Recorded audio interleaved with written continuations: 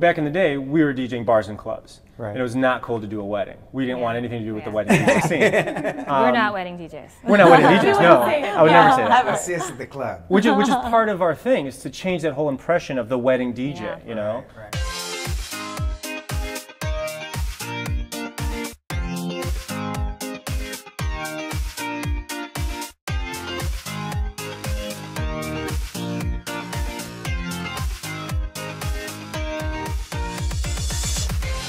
Why did you start Okyne Medialab? I guess we were like in our 20s and we were going to all these weddings. Like our friends were at the age where we're all getting married and we're going to a bunch of different weddings and seeing all these wedding DJs. Some were good, some were not so good. Some did things we thought were really cool, some things, you know, not so cool.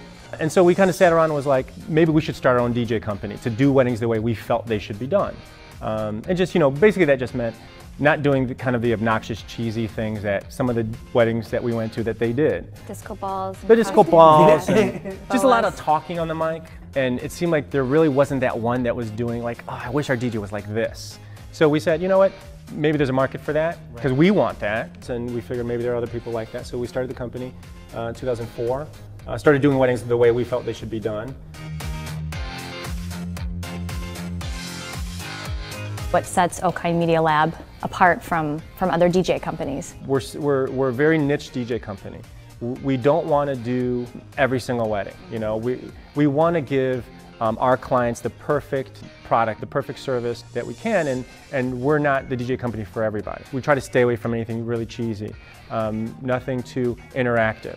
We'll MC the whole night, of course, and be real, you know, personable on the mic and everything, of course, but we're not talking over the songs. And in regards to also how we have that hybrid of the club DJ and the wedding DJ, really I think is the big factor in it. I think that's what I love about your company is that, you know, you've grown as a husband and wife team like ourselves, but you've also injected that sort of personal style with your other DJs. They all have a name, they all have a personality.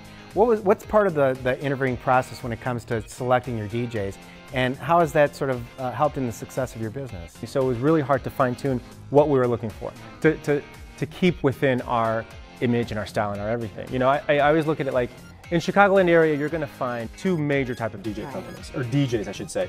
You have the club or bar DJ that's phenomenal at rocking a dance floor. Not really great on emceeing, let's say, or running a wedding, you know, working with other vendors and the venue and all these different things that have to do with the wedding. Then you have the other extreme, which is the wedding DJ that, you know, DJs off of iTunes maybe. His set list of predetermined songs. Doesn't do blending and mixing but knows the intricacies of running a wedding. So I had to find a hybrid of the both, right? So I interviewed tons of guys. And you know, and my crew is a small crew of guys that have the best of both worlds kind of thing.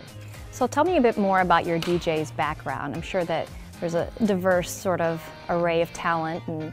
Oh yeah, we have musicians, audio engineers, producers. One of our DJs is always at Second City. He's really high up, comedian. Yeah. He's wonderful, clients love him.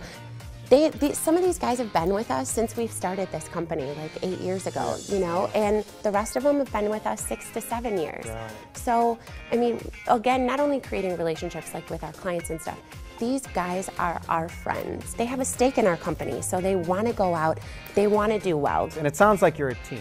Again, it's one of those things where they're working for their own company. They're not working for some other company. Right. So you know, the success is important to them too. Whether it has to do with DJing or not, whether, you know, helping out another vendor or helping, you know, just make the night overall perfect kind of thing. Other vendors that we work with are surprised at how we want to work together. You know, we send a timeline to the photographers, videographers, and everyone, the timeline that the client made with us to all of them, so that you guys know what's happening, what order.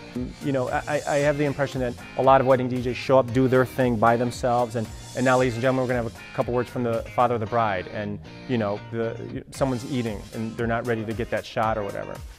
So we make sure everyone's together. We know that the successful event is not necessarily just us doing our job, but everyone together, you know, doing their job. So, Al and Stacy, how do you guys tailor a customer's needs to their wedding day? Usually through our online tools. We have some really cool online tools where they can kind of pick the style of music that they want, as well as some must plays, some don't plays, kind of tailor that stuff, and then we start to learn their style of music. So we sit and have long conversations with them.